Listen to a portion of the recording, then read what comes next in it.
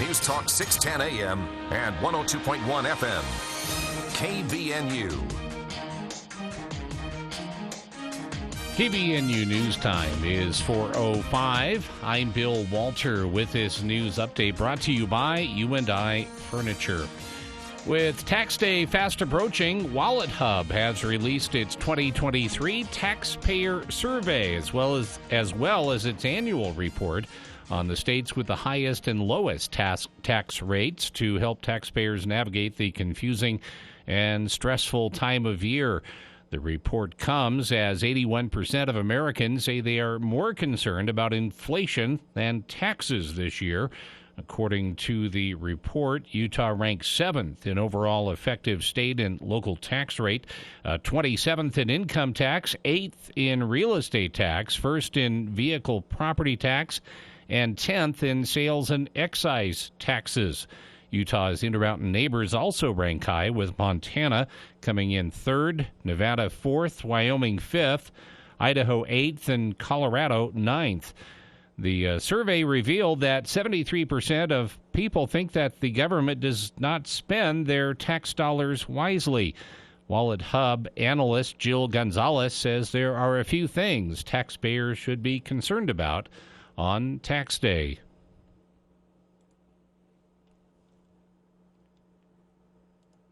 The biggest things that Americans fear on tax day are not having enough money and making a math mistake. In third place is the fear of getting audited.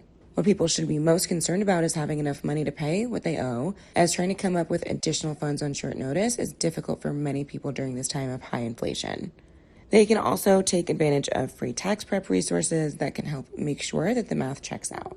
Interestingly, 39% of people said they would move to a different country for a tax-free future, while 37% would get an IRS tattoo, and 23% would stop talking for 6 months.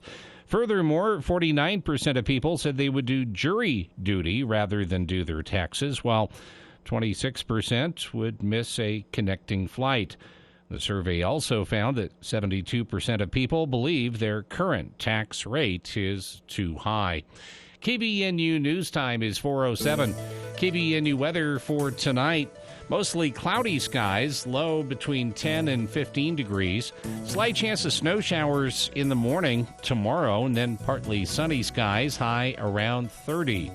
And then chance of snow after about 11 a.m. on Wednesday, and the high temperature near 30 degrees. We're in the low 30s right now, 32 at KBNU. KBNU weather brought to you by Roof Rescue. At Roof Rescue, their licensed and insured professionals use state-of-the-art technologies and products for all their repair and installation projects. Call 435-999-4268. Most people who buy from U&I Furniture are repeat customers. They come back again and again. So it's important to U&I to sell furniture with value and quality. And U&I loves what they do. They support local manufacturers and American-made brands. U&I's line of Southern Motion specializes in reclining furniture.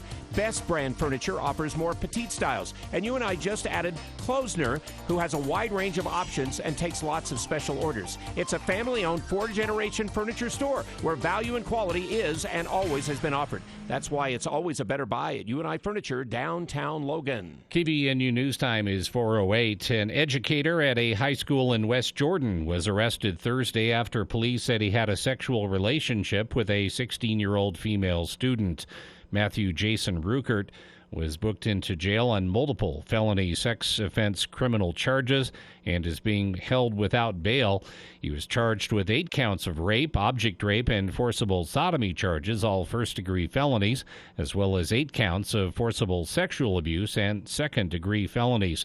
The crimes were committed between November 2022 and February 2023, and the 16-year-old reported the majority of crimes happened in Ruckert's classroom, according to a probable cause statement.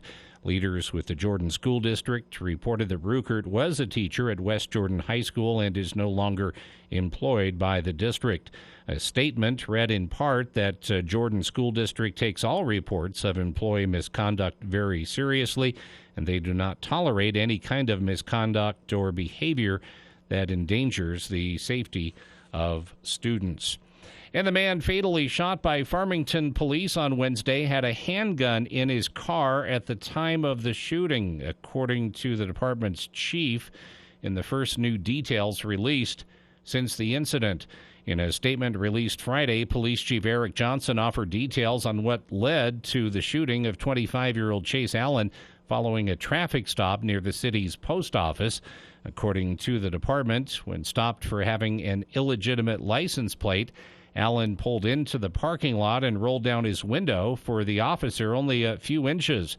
Allen allegedly also refused to provide identification or cooperate with the officer. The chief said the driver asserted his independence from the laws of the land, as well as his belief that he was not required to provide information to the officer, nor was he required to cooperate. The Standard Examiner reported Friday that Johnson said Allen's car had a placard declaring constitutional sovereignty in place of a license. When the original officer called for assistance, a supervisor, 2 officers, and a trainee responded to the scene. KVNU News Time is 4:11. For more details on these and other stories, visit CashValleyDaily.com. News Talk KVNU, 610 AM and 102.1 FM. As a small business, achieving your financial goals and ambitions can be a steep and rocky mountain climb. This is Lance Zollinger, president at Cache Valley Bank. To conquer the mountain and achieve your goals, it takes planning, hard work, and discipline.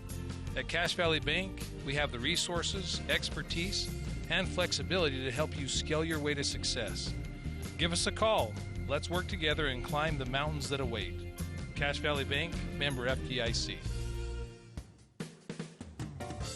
If your clothes are taking too long to dry, don't run out and buy a new dryer without first checking the vent.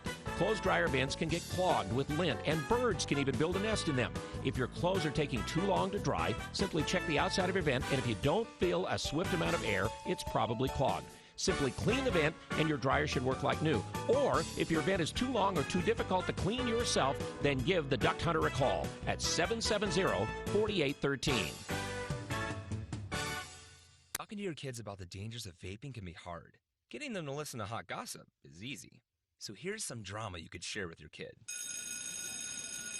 Dude, did you hear about Cassie and Jake? No, but did you hear that vaping can cause irreversible lung damage and nicotine affects brain development? Nuh-uh.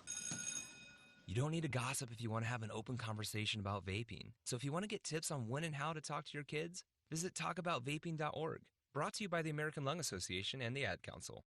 This message is for Karina, our mom who finished her high school diploma at age 28. Hi, Mom. It's Emmettith and Nicholas. Congratulations on getting your diploma. You worked so hard and have taught us so much. We love you. When you graduate, they graduate. Finish your high school diploma for you and for them. Visit finishyourdiploma.org to find free and supportive adult education centers near you. Brought to you by the Dollar General Literacy Foundation and the Ad Council. This is Detective Johnson from the Logan City Police Department. Scams in our community are on the rise and innocent victims are losing thousands of dollars. These scams are coming in the form of phony phone calls claiming to be from government organizations or legitimate businesses. They are also circulating on social media and emails. Almost all of these scams are asking for payment through gift cards that are almost impossible to track. No legitimate business or organization uses gift cards as currency. If you receive a scam of this nature, do not give the scammers any information and immediately call police. Remember, pause, stop, call a cop. For the people. We are waiting with bated breath for news from the Cache Republican Party meeting an executive committee tonight. With Jason Williams. And I'm really excited about this next segment. We have 2 guests here in studio. We're going to talk about something that we've talked about many times here on the show, but from a bit of a different angle. Weekday afternoons from 4 till 6 on News Talk KVNU, 610 AM and 102 FM.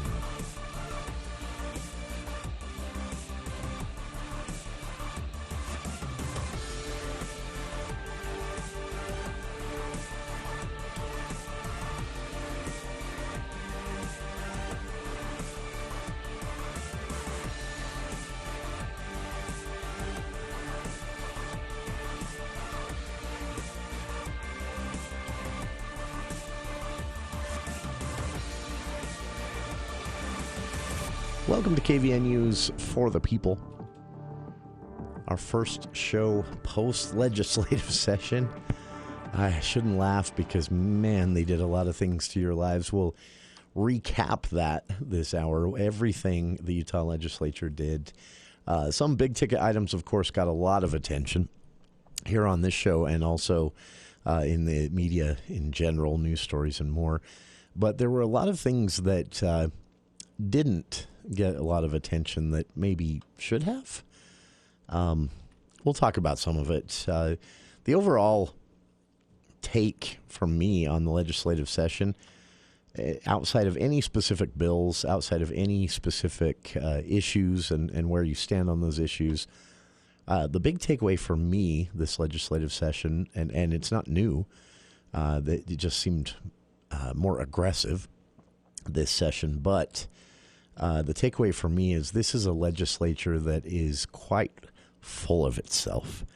I'll just outright arrogance is the word I would use of the legislature, and their consolidation of power continues. Their wading in and outright hypocrisy on local control.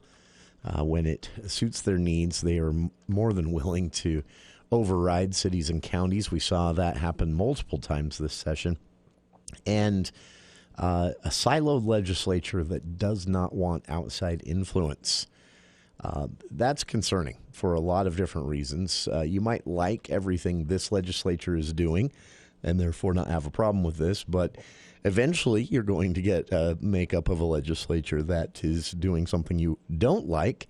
And if they've consolidated all the power, if they are ignoring cities and counties below them, but also just in general, keeping things in their wheelhouse at all times, well, you can see how you run into problems pretty quickly there. So I'm hoping that the governor finds at least a few things to veto. I'm not extremely hopeful. The governor has signaled that there aren't any big-ticket items he plans to veto, but there are a couple that I think the governor could use as an opportunity, if nothing else, an opportunity for a message to the legislature that on issues where they likely don't have the votes for a veto override session, a message from the governor that they need to show more respect for the process. So a couple of examples of what I'm talking about and disrespect for the process. There is an issue, not in Cache Valley, but in Summit County, over an expansion of, there's a mansion on a hill. And the owner of said mansion, who is the founder of, you may have heard of Cloudflare, this is an online, it's a data service, cloud service, security service. The guy made a lot of money for what is arguably, at one time at least, was a groundbreaking tool with a lot of competitors. Now it was one of the first. And this person, Prince, his last name, I'm not making that up. He and his family want to rebuild their mansion on a hill there in Summit County and include an underground parking garage, a big expansive lawn and pool, maybe a bit of a resort-style feel to the expansion. The city, or the county and the city, Park City had not said no, but they were in the middle of negotiations, and suddenly this wealthy individual just stopped talking to the city. The city, again, hadn't said no. They just said, well, there's a process here, and we'll begin that process now of approval and permit for the new construction. This wealthy individual had connections and instead decided to not waste his time with the city the way you're supposed to, and instead went to, as of yet, an unnamed lawmaker, and language was very quietly tucked into a bill that had nothing to do with this, that basically said the legislature approves the expansion of the mansion there in Summit County.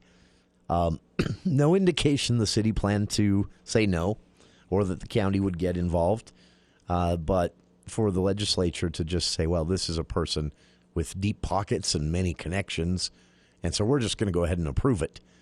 It sets a very ugly precedent. And it also feeds the general public attitude that, well, that's what the legislature is about, deep pockets and well-connected people. So I think there's an opportunity there for Governor Cox to, with a veto, in which they likely wouldn't have. That's such a specific issue that literally comes down to one conversation between a wealthy person in Summit County and a single lawmaker, and then a cynical approach to policymaking, tucking a piece of language into a bill that had something, it was about something else entirely, to just kind of sneak it through and approve it through the legislative process. There are likely not the votes for a veto override should the governor veto that line of language. In that case, though, the whole bill would have to go down, which is a similar situation to what I think is an unfortunate thing that Senator Scott Sandel has done to Cache Valley Representative Casey Snyder's legislation. This is legislation that Rep. Snyder ran successfully that did a lot of good things, but in the final hours of the legislative session, it was actually the last 24 hours, as I understand it, Senator Sandel stuck some language amended that bill. I don't know for sure, but it sounds like without protest from Representative Snyder, that basically language tucked into this bill that did a lot of great things that, for reasons no one understands, just completely does away with the Department of Wildlife Resources cougar managing program, which has been running for a few years now, keeping populations in check, also issuing hunting licenses and more in a way that allows for long-term management of the mountain lion population here in Utah.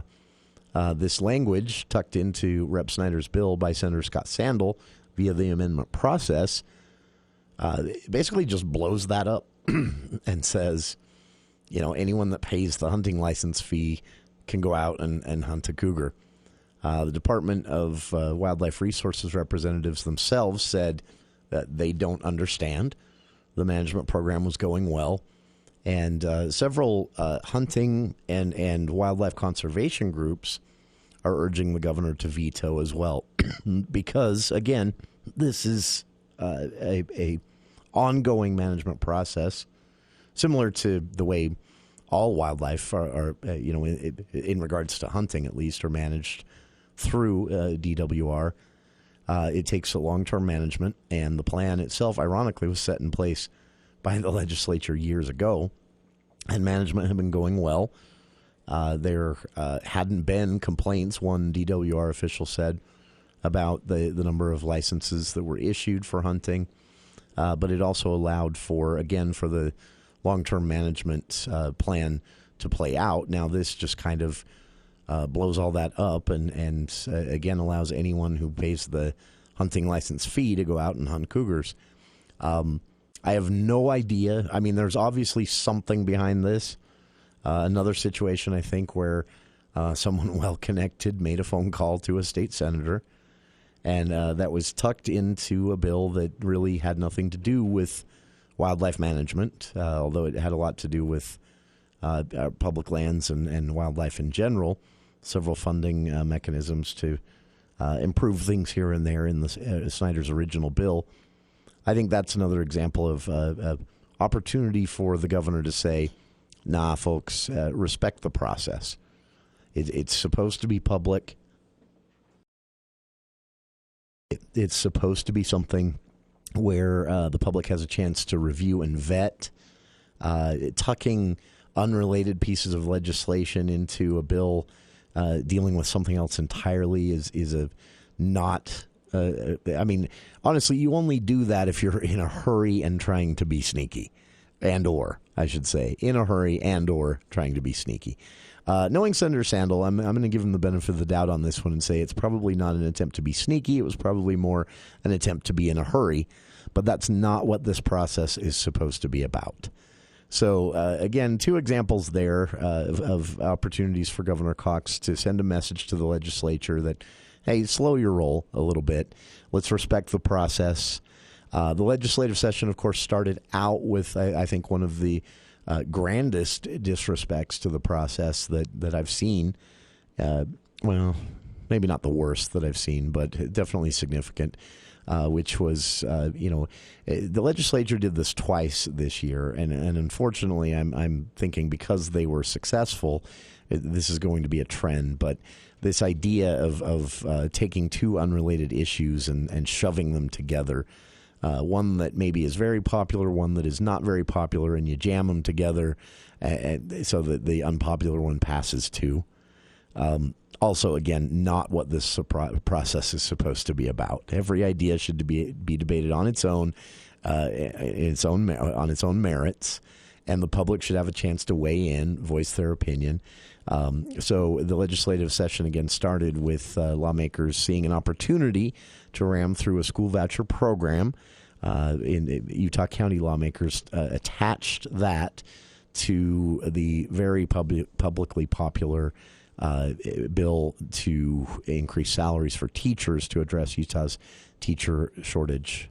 Then we saw it again with the tax cuts and the constitutional amendment, where they are saying basically, okay, we'll do away with the sales tax on food, which is publicly popular, if voters amend the Constitution to allow lawmakers to spend income tax collected by the state from your paycheck on whatever they want. Right now, a last remaining handcuff on lawmakers, forcing them to use income tax collected by the state to pay for K-12 education. It's been chipped away at just recently in a constitutional amendment.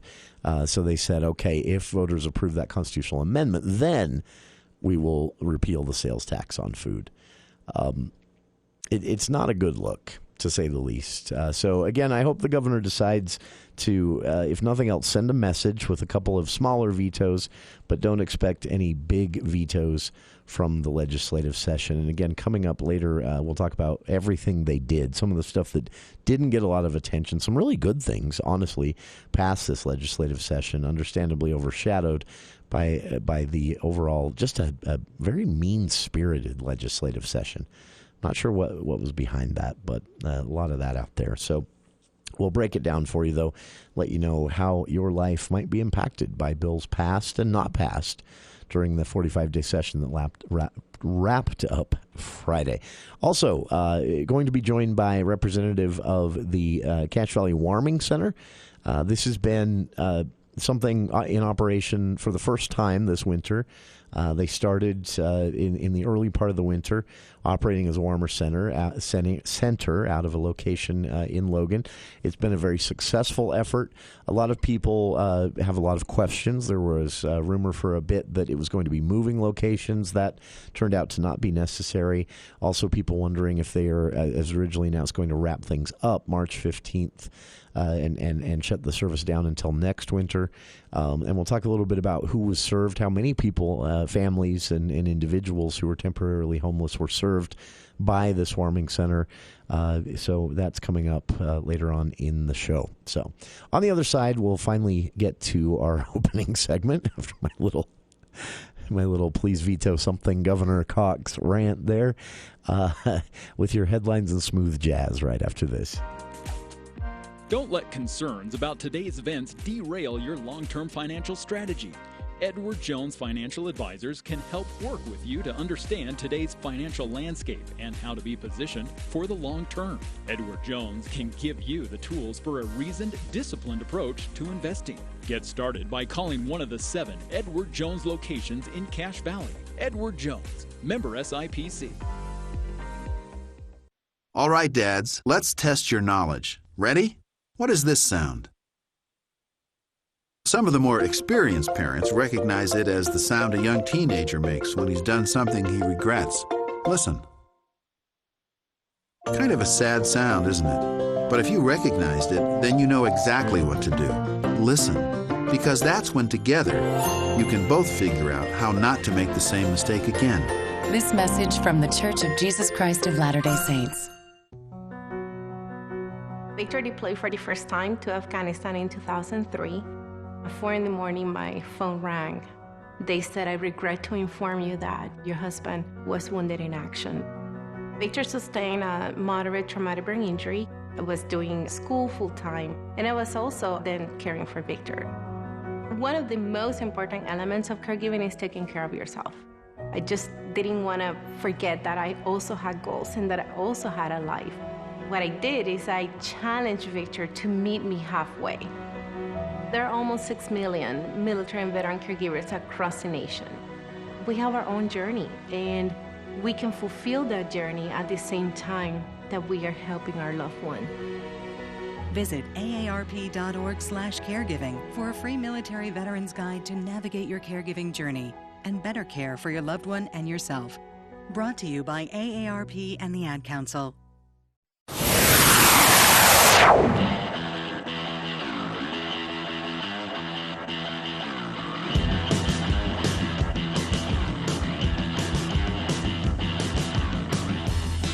Welcome back to KVN News for the People.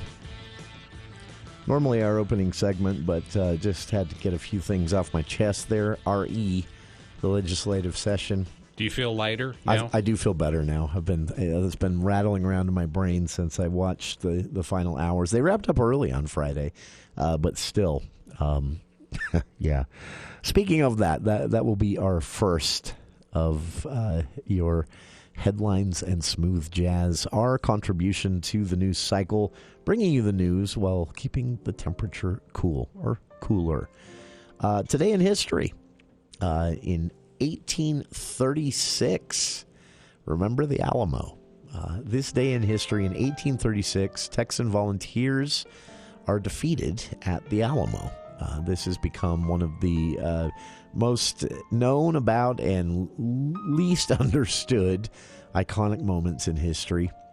Before you shout, remember the Alamo, or even celebrate what it represents for some, keep in mind, you should probably read the history first. But this day in 1869, Dmitri Mendeleev presents the first ever periodic table. First ever that became widely used, universally used, but the first ever periodic table was put on display at a small college symposium in 1869. This day in 1964, a new world record was set for the mile by Tom O'Hara, 3 minutes and 56 seconds. I can't even imagine it.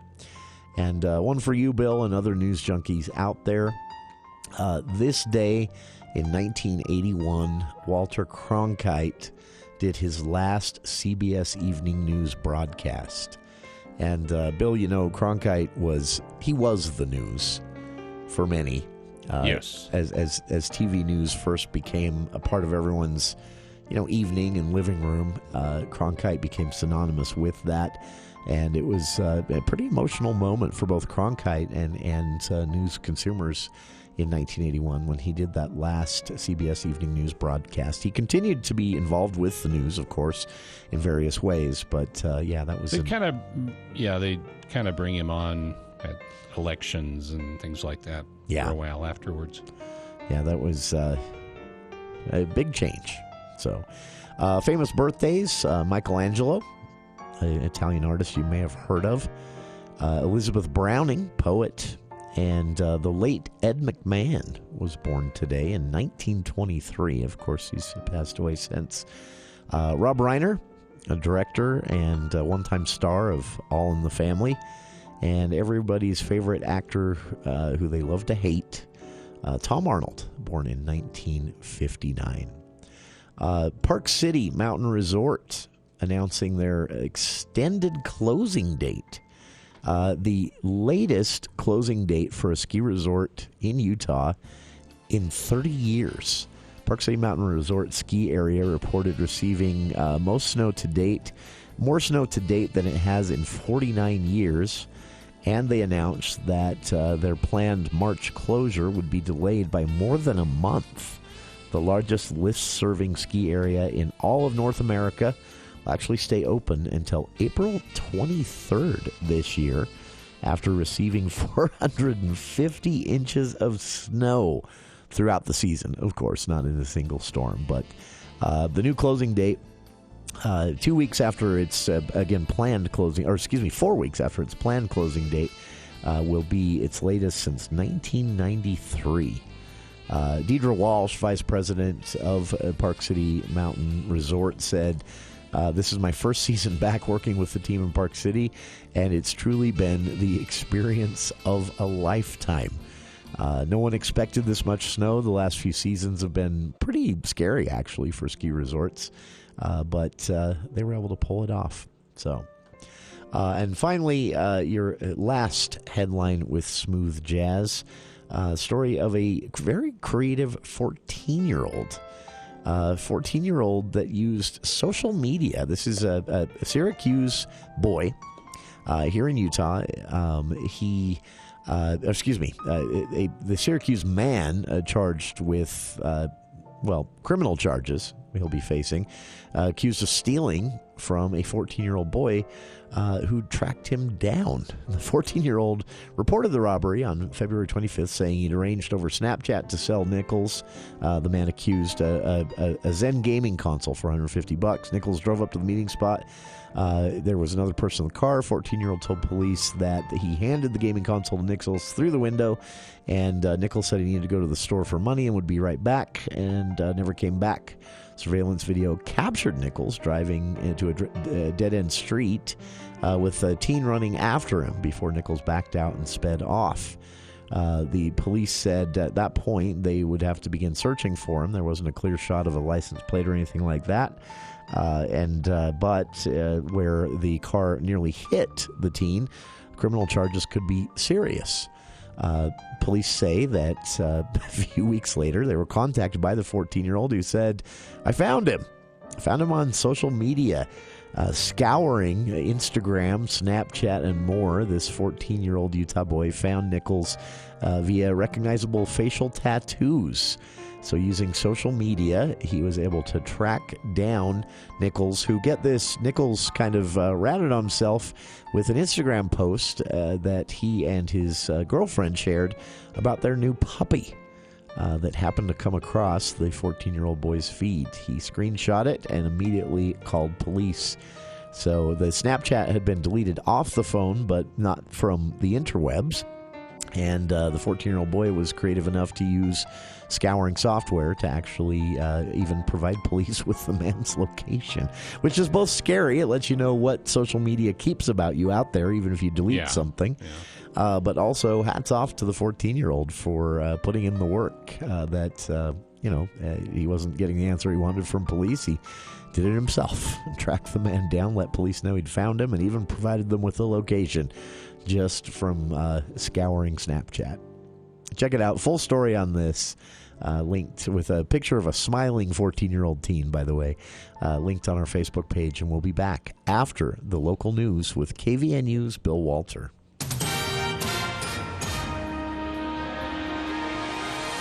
Thank you, Jason. KVNU News Time is 4:38, and the news is brought to you by Cache Valley Hearing and Audiology. A 26-year-old Logan man has confessed to driving to a local park to try and have sex with an undercover police officer posing as a 12-year-old girl. Chase Edward Martin has been in the Cache County Jail since being arrested in October 2022. Martin appeared Monday afternoon for a final pretrial conference in First District Court. He accepted a plea deal, pleading guilty to an amended count of attempted sodomy on a child and enticing a minor by internet or text. Prosecutors explained how on October 9th last year, Martin began messaging an undercover officer with the Logan City Police Department who was posing as a young girl on a popular messaging app. He immediately began engaging in a sexually explicit conversation, asking to meet in person. The conversations continued even though the officer identified themselves as a 12-year-old girl multiple times. On October 11th, Martin asked to meet the officer at a park. Law enforcement set up a perimeter around the location, waited for the defendant to show up.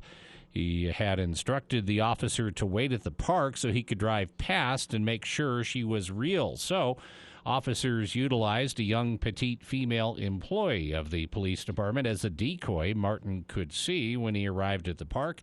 At the determined time, he arrived at the location and drove past the decoy several times. He then pulled up near her and waved at her to get inside his vehicle. Police immediately converged on the car and took the defendant into custody without incident. Defense attorneys for a man accused of stabbing 4 University of Idaho students to death have asked the Idaho Supreme Court to keep a gag order in place. The attorneys for Brian Koberger filed the opposition to the media challenge on Friday. They say a challenge to the order filed by 30 news organizations is premature, and the media coverage of the case has been twisted.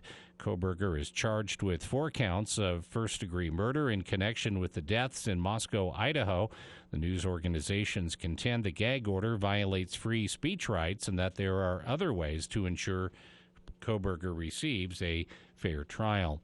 And former Idaho Governor Phil Batt died at home on Saturday. He was 96 years old. Batt rose from being a farmer to the state's top office in 1994 when he was elected as Idaho's first Republican governor in 28 years. KBNU News Time is 4:41. We start each new year filled with hope and prosperity for things to come. At Cache Valley Hearing and Audiology, it's no different. Dr. Daines is so grateful to get to call Cache Valley home and continue to offer his services to the wonderful people that live in our beautiful valley. He wants to help you start your new year off right by improving your hearing, which over the course of time will help improve your quality of life. Give them a call at 435-753-4327 or 753-HERE to schedule an appointment, or you can visit them online at CacheValleyHearing.com. KBNU weather for tonight, mostly cloudy skies, low 5 to 10 above, and then a slight chance of snow in the afternoon tomorrow, cloudy and around 30. 50% chance of snow Wednesday afternoon, around 30 degrees for the high temperature. It's been to 35 this afternoon, and it's 33 right now at KBNU. KBNU weather is brought to you by U&I Furniture. U&I customers come back again and again because they love the quality and value they find. A family-owned 4-generation furniture store. There's always a better buy at U&I, downtown Logan, 28 West, 1st North. For more details on these and other stories, visit CacheValleyDaily.com. Let's check Wall Street now with Edward Jones. This is Rochelle Hanks bringing you the Daily Financial Market Report on behalf of financial advisor Tron Arnold and Edward Jones for Monday, March 6th. It was a quiet start to the week. Equities finished little changed on Monday as the S&P 500 added just under 0.1% and the Dow gained 40 points. This follows a 2% gain for U.S. stocks last week that ended a 3-week losing streak. Interest rates started with a downward move but migrated higher through the day with the 10-year Treasury yield holding steady just below the 4% mark. Overall, Monday's headlines and data calendar were rather light, with markets in wait-and-see mode ahead of the Fed commentary and unemployment data later this week. Sector performance was mixed between defensive and cyclical areas, but the most notable move on Monday was a pullback in small-cap equities, which in combination with the intraday upswing in interest rates may reflect a growing view that the Fed is poised to extend its policy tightening cycle, threatening to undermine the strength in the economy as we advance. Today, U.S. equities closed higher. The Dow closed up 40 points at 33,431. The Nasdaq closed down 13 points at 11,676. And the S&P closed up 3 points at 4,048. And in the bond market, 10-year Treasury yields are trading at 3.98%. In stocks of local interest, Thermo Fisher is down 92 cents to $558.52. Home Depot is down 24 cents to $298.21. Autoliv is up $1.06 to $96.14. Lowe's is up $1.84 to $201.57. Walmart is down 2 cents to $140.65. Nucor is down $2.83 to $175.54. Coca-Cola is up 92 cents to $60.36. Kroger is up 50 cents to $46.48. And General Electric is up 76 cents to $87.06. In commodity markets, the price of crude oil was up 87 cents to $80.55, and the spot price of gold was down $2.30 to $1,852.30. This has been today's Financial Market Report, brought to you on behalf of Edward Jones, member SIPC, and financial advisor Tron Arnold, serving individual investors with personalized attention and financial advice at 1202 South Highway 89 in Logan. If you would like additional information, please contact any of our 7 Edward Jones offices in Logan, Providence, and Smithfield. Daily commentary is also located on our website at edwardjones.com. You're in the market to buy a home and dreaming of a new home you can fill with new memories. But homes just aren't in your budget. Or are they? Visionary Homes wants you to know you don't have to buy a used home. Buy new. Buy now with Visionary Homes. As a trusted award-winning Utah home builder, Visionary Homes understands that your home is the center of your life, bringing friends and family together, creating memories you'll cherish forever. Buy new. Buy now. VisionaryHomes.com. Visionary Homes.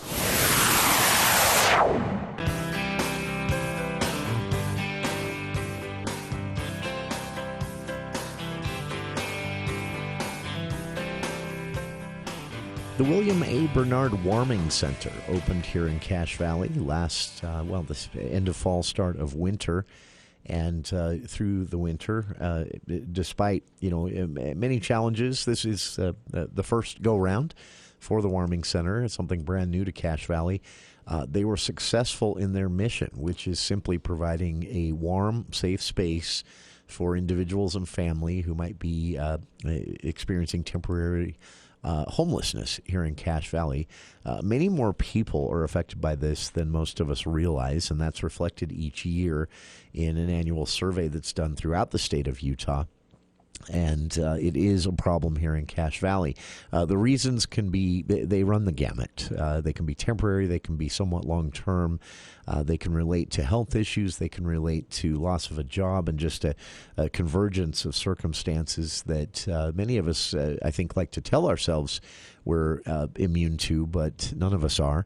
And it can leave a person in and a family in quite a tough situation. The Warming Center hopes to address that by, again, just offering a warm place to stay, if it's for a night, for a couple of weeks, whatever.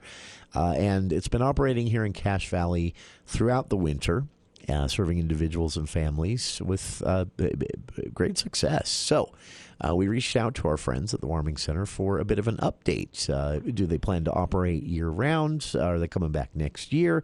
What have they learned? What might change in the coming months? So joining us right now, our friend from the William A. Burnard Warming Center, our friend Nicole Burnard. And thank you for joining us today. I'm not sure, where would you like to start on this? I know this has been a whirlwind for you and everyone involved, right? Yeah, definitely. This is, such an important service being provided. And as I understand it, much of the challenge here was that no one's done something like this before.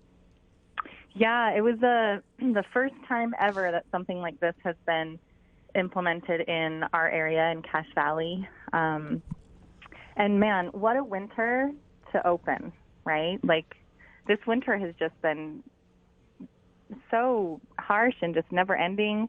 And I just think the timing was so perfect on our ability to get this up and going, to be able to provide, temporary emergency shelter during this really intense winter that we're having.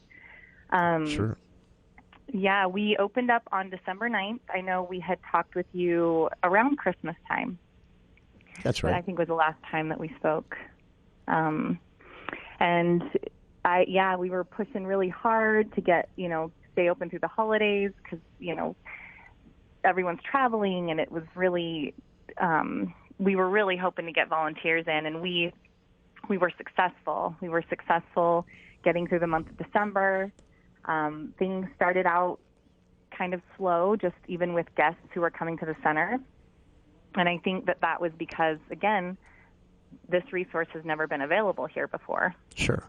And so, we worked really hard to get the word out, thanks to our local media sources, you guys, Herald Journal, even, media stations from Salt Lake City came down. Like, we got a lot of media coverage, which was very helpful. But our local service providers were getting the word out. Even community members were just spreading the word for us. And we saw numbers pick up in January. And then just looking at our numbers, February has been the busiest so far. And I think that's just because the word got out and, people started to trust us. Maybe they heard someone stayed at the center and then they talked about their experience, and then others kind of felt safe to come utilize our services. As I've mentioned before in our interviews, homelessness looks different in our area. a lot of folks, there's a huge stigma that exists around that, and folks don't want others to know that they're experiencing this. And so I think that also could have played a part into why things started out a bit more slow than we expected. I do have to say that we had planned to switch locations halfway through and move over to the Veterans Center, but we quickly realized that that would actually probably create more barriers, just getting the word out to the guests, right, about a location and then having to change it. And then, of course, volunteers having to maybe learn policies and different procedures at a different location. So, we're so grateful to St. John's Episcopal Church. The congregation has just been so supportive, and when we came to them and asked if we could stay for the rest of the season, they gave a resounding yes, and we've been so grateful to use their facilities. That's amazing. And again, this service is so unique. I'm happy to hear that volunteer needs were met because, Nicole, this is such a unique volunteer ask, right? This is it's a setting where you're going to have families come in and they need a place to stay. So of course, your volunteers, you're going to need people there through the night into the morning hours, and you all got very creative about how to do that, right? How to break things up into manageable, shorter shifts, and I'm happy to hear the community responded to that and allowed for many months now for the center to operate. Do you feel is the momentum there to do this again? I know so maybe we should just get right to this. Many people have asked for the warming center to operate year round, and that's not currently an option, right? Yeah, no. Before I mention that, though, I'll kind of talk a little bit more about the volunteer support because you're right. It's been incredible, and we would not have been able to do this without volunteers. Like, we are 100% run by volunteers, from myself to the board of directors to like the on-site leadership, and just the volunteers who are providing supervision, and then the volunteers who aren't even on site, they're like helping gather donations. And oh, sure. So it's just been incredible. So I have some numbers there too for you. So great. Let's see, we've got right now we have a total number of 118 active regular volunteers. Wow. And thus far, season hours, so volunteers have donated 4,472 hours of service with us from December 9th until now. That is amazing. So just in a few short months of operation, again, just inspiring really to see that many people stepped up with that many hours to make this happen. That has to be encouraging for you, right? Oh, yes. It was, it was very validating because, pushing this through and getting it going was a lot of work, and I wasn't quite sure how it would be received. Like, I knew that, it would be received well, but I was just overwhelmed and surprised at how incredible the support was in every aspect. And it just made me realize that our community was ready for something like this, and probably has been ready for a project like this for a while now. It just took, someone to kind of initiate this, and then now I feel like it has its own life. And I think that whether I'm involved or not, I think it's going to continue on because of the community engagement and support. I think you're right. Nicole, this is just my opinion. I won't ask you to weigh in or have one of your own, but I feel like there were a lot of people who would normally, or a lot of organizations maybe, who would normally be involved with this type of an effort, who were kind of sitting back and waiting to see how it went. So I'm hoping now that they come out of the woodwork and show support.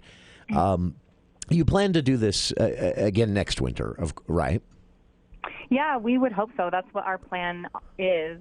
We have received questions about, hey, why are you not continuing the service after March? And we actually have a conditional use permit with Logan City, and so we have to abide by those conditions in order to keep our permit. And so that goes from our operation this year, from December until March 31st. And so that's part of it. And then, again, St. John's has been so gracious to allow us to use their meeting hall and their east entrance and basically the back half of their building. It just would probably be good for them to have their space back for a little bit, to be able to kind of do some of their operations that way. And then honestly, truly, yes, we have incredible volunteer support and, so much energy and momentum going, but we've got to take care of our volunteers and ourselves too. This has been an incredibly huge amount of work and effort.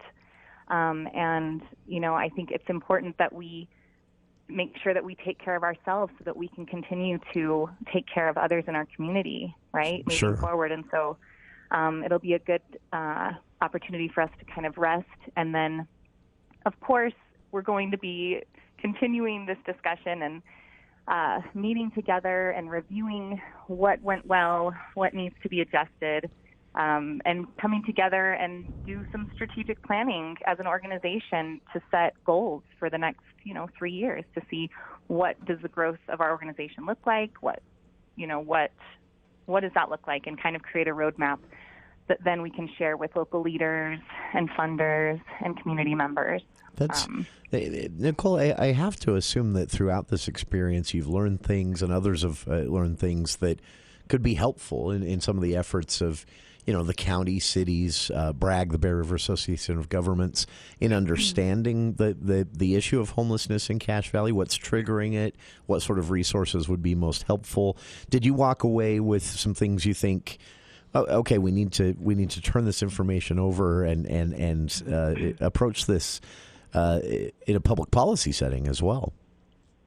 Yeah, so we have great community partners, just not only in homeless service providers, but also nonprofits like CAPSA and the Food Pantry and, CRIC. A lot of these folks were we were working with them to try to, refer the guests staying with us to these agencies. And we had a very good relationship with BRAG. We actually ended up extending our hours in the morning to 8 a.m., and that was great because guests could walk right over to BRAG from the center and meet with a caseworker. And we actually were able to provide a letter with the guest permission that said they had stayed at the warming center the previous night, and that actually was helpful in their application process to BRAG, just being able to have that letter of verification that they were at the warming center kind of expedited their assessment process with BRAG caseworkers. And a lot of our guests were able to, apply for services with BRAG and get on the coordinated entry list, which is almost like that list. It's like a wait list to be approved for programs when funding becomes available. That is great. It was a great partnership to have in that aspect.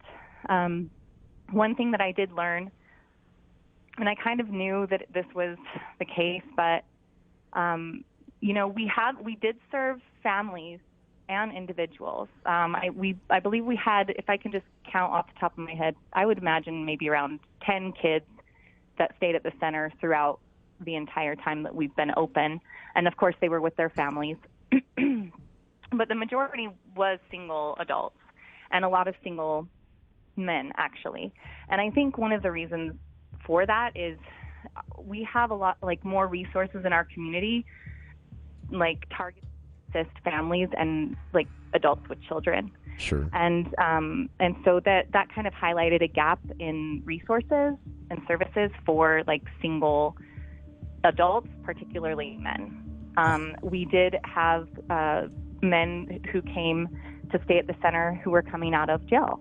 And, they came directly here because they didn't have a safe place to go. Either they might have had substance use issues and they didn't want to go back to a living situation that, might have opportunities for them to relapse, or they didn't have a place to go, right? And I actually have a really cool success story of a guy who he did come stay with us directly after being released, and he was really motivated. He talked to a lot of the volunteers and, I want to get my life back on track.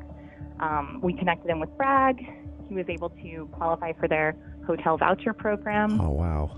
And then do everything he needed to do. He worked with the caseworker. He actually was able to, he got approved for a program for a rapid